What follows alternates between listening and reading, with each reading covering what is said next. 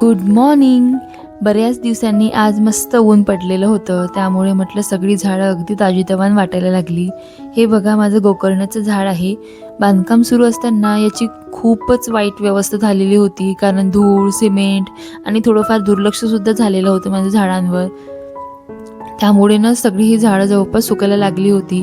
पण कसं तरी प्रयत्न करून मी ते पुन्हा सर्व्हाइव्ह करण्याचा असा प्रयत्न केलेला आहे. आता हळूहळू ते पुन्हा बहरायला लागलेलं आहे. आज रविवार असल्यामुळे ठरवलेलं जी घरातली कामे असतात ना, ती पेंडिंगची कामे पूर्ण करून घ्यायचा असा विचार होता. टेरेसवरचं थोडंफार जे सिमेंटचं काम बाकी होतं ते सुद्धा करून घेतलं. कारण सुट्टीच्या दिवशी जर अशी कामं पूर्ण करून घेतली ना, तर पुढचा जो पूर्ण आठवडा असतो ना, तो एकदम व्यवस्थित जातो.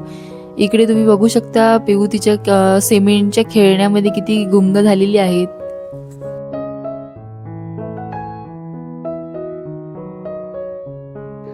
आज अचानक ब्लॉग शूट करायचा विचार झाला, कारण आज मम्मी पप्पांना घरी जेवण करायला बोललं आहे आणि आता प्रसाद देखील आले आहे. पप्पा येऊन गेले. पप्पांना थोडं काम होतं, तर म्हटलं आधी स्वयंपाक वगैरे आटपून घेते. स्वयंपाक पूर्ण झालेला आहे कंप्लीट. आता थोडा वेळ आहे, मम्मी यायला वेळ आहे, कारण मम्मी ड्युटीवर गेली आहे आणि ती ड्युटीवर आल्यावर मग आम्ही सगळे जेवण वगैरे करू. छान. चला, आता काय दिवसात पुढे काय घडते मी तुम्हाला दाखवते समोर. इकडे अंड्याची भाजी सुरू आहे. प्लीज इग्नोर हा सगळा पसारा. ही अंड्याची भाजी टाकून स्पेशल नॉनव्हेज.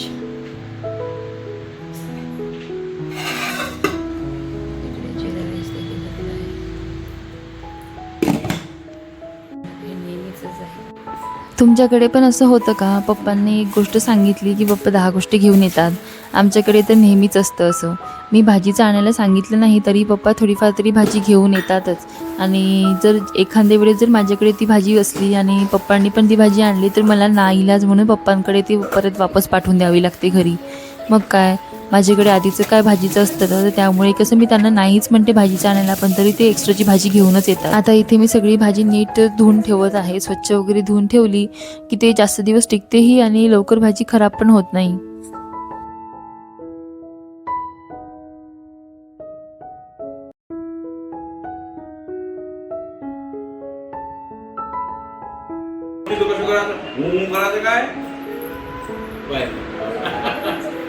करायचं काय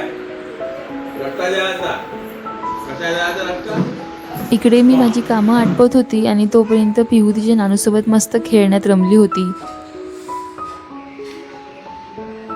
दोघांना इतकी मजा येते काय की गोष्टी नवीन खेळायला. तोपर्यंत माझाही सगळं भाजीपाला निवडून झालेला होता. पण पिहू तिच्या नानूसोबत इतकी छान खेळत होती ना, की मी सुद्धा माझी कामं सोडून ते वेळ वाचवून थोडाफार तरी तिच्यासोबत खेळायला बसली. अशा छोट्या छोट्या क्षणांमध्ये खरं एक मोठं सुख दडलेलं असतं. थोड्याच वेळात मम्मी पण आलेली आणि मग आम्ही सगळ्यांनी मिळून छान मस्त असं जेवणसुद्धा केलं. सकाळी तिथेच जे होतं टेरेसवर काम झालेलं होतं ना, ते सुद्धा बघायला जायचं होतं. त्यानंतर जेवण झाल्यानंतर आम्ही सगळेजण टेरेसवर गेलो.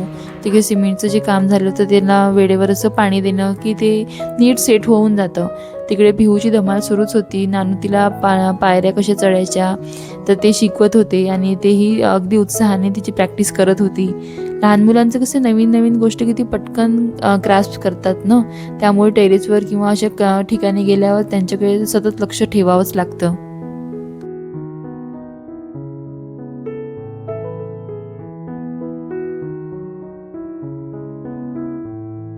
दिवसभर थोडंसं ऊन पडलं होतं, पण संध्याकाळी मात्र थोडंफार असं पावसाचं वातावरण झालं होतं. जवळपास आम्ही 4-4:30च्या सुमारास आम्ही वरती टेरेसवर गेलेलो होतो, तेव्हा आकाशात परत ढग वगैरे आलेले होते. त्यामुळे कसं थंडगार वातावरण होतं. अशा पावसाळी वातावरणात टेरेसवर फिरायची मजाच काही वेगळी असते. मग सगळ्यांनी मिळून थोडीफार अशी वॉक केली आणि निवांत गप्पा वगैरे मारल्या. चला, आमच्या सगळ्यांचे जेवण छान झाले. मम्मी पप्पा आता घरी गेलेत आहे. प्रसाद त्याच्या ड्युटीला गेला हॉस्पिटलला.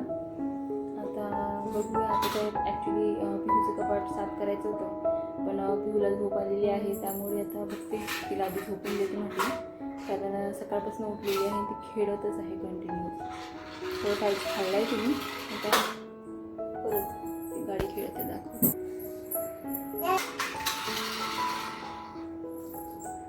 असं काहीचं आमचं चाललेलं असतं दिवसभर. 1-2 पार्सल आलेले आहेत, ते सुद्धा बघायचे अनबॉक्स करून कसे आले काय आले. जर चुकीचे आले तरी सुद्धा बघतात टाईमच्या आधी. तर आता ते सुद्धा खोलून बघते. 2-3 एक्स्ट्राचे कामं आहेत, किचन आवरायचं आहे. तर आधी पिऊला झोपून देते, त्याच्याशिवाय काही कामं होणार नाही. त्यानंतर मी पिऊला छान झोपून दिलं, कारण ती झोपल्याशिवाय माझं एकही काम नीट होत नाही. दिवसभर तिचं आई हे दे आई ते सुरूच असतं. आणि मी ट्रायपॉडवर कॅमेरा लावला की बस तिला असं वाटतं की ते ट्रायपॉड आणि कॅमेरा ती सगळं घेऊन जावं आणि त्याच्यासोबतच खेळत बसते मग ती. म्हणून आधीच तिला शांततेत झोपून दिलं आणि ती झोपल्यानंतर मग मला थोडाफार वेळ मिळतो. तर त्या वेळात मी अशी बाकी बारीक सुरीक जी कामं असतात आपली, तर ते भांडे वगैरे लावून घ्यायचे किंवा व्हिडिओ एडिटिंगचं काम असलं तर ते सुद्धा मी करून घेत असते.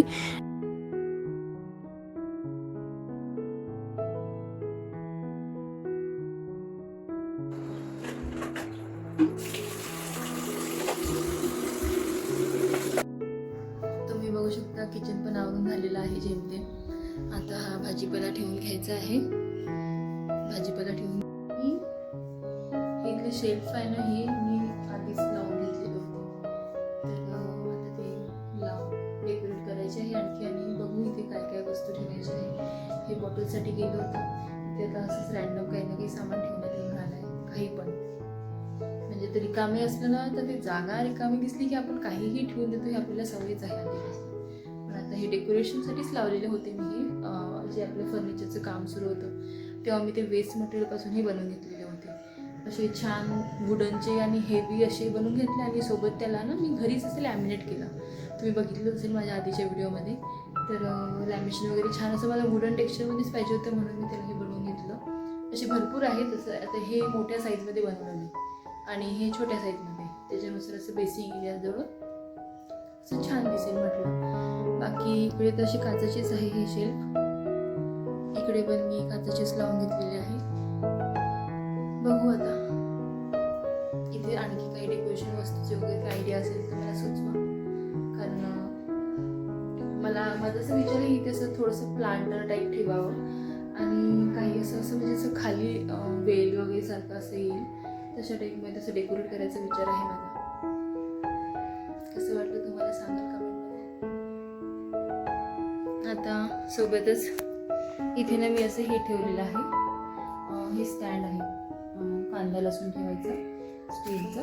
तर हे सुद्धा मला क्लीन करून घ्यायचं आहे. बरेच दिवस झाले यामध्ये अशीच काही वस्तू ठेवण्यात येते. आणि सोबत आता पावसाळा पण येत आहे, त्याच्यामुळे आमच्याकडे जवळपास पाऊस कंटिन्यू सुरू झालेला आहे. तर खूप आधी आता हे पण सध्या क्लीन करून घेते म्हटलं. सगळे हे कांदे लसूण ठेवायसाठी मम्मीने दिलं होतं मला आधी. तर बघते आता. बाकी हे अप्लायन्सेस वगैरे आणखी क्लीन करायचे बाकीत आहे. वीकली रुटीनमध्ये या गोष्टी इन्क्लूड असतात, पण आता 2 दिवस मम्मीकडे असल्यामुळे काही जमलं नाही. बघू आता हळूहळू करतेच.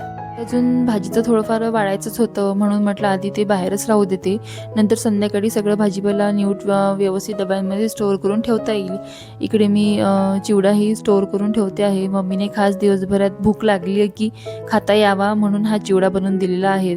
अधूनमधून कसं जेवणासोबत किंवा नाश्त्यामध्ये असा घरचा चिवडा खायला खूप छान लागतो. खरं सांगायचं तर आधी दिवाळी आली की असं काय चिवडा बनवायचा आणि त्या चिवड्याची जी सगळ्या आतुरतेने वाट बघायचं ना, तर ते काही वेगळीच मजा असायची. पण आता कसं झालेलं आहे, आपल्याला जेव्हा आठवण आली आपण तसं फ्रेश ताजा बनवून खाऊ शकतो. आणि त्यामुळे कसं भूक लागली की आपलं कधीतरी असं अनहेल्दी खाण्यापेक्षा अशा गोष्टी जर घरामध्ये स्टोअर असल्या तर ते खूपच चांगलं असतं.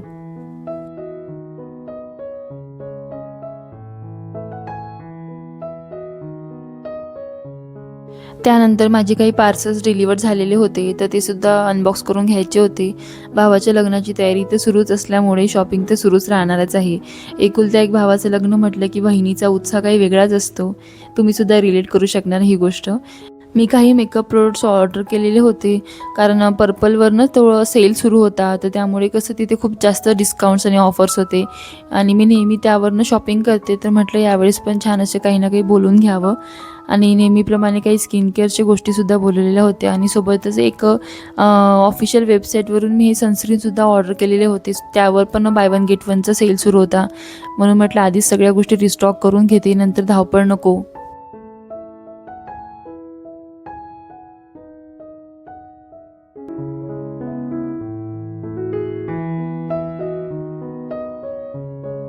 माझे पार्सलसुद्धा अनबॉक्स करून झालेले आहे. सगळ्या गोष्टी व्यवस्थित जागेवर ठेवून दिल्या आणि आजची जवळपास दिवसभराची भरपूर अशी कामंसुद्धा आटपून झालेली आहेत.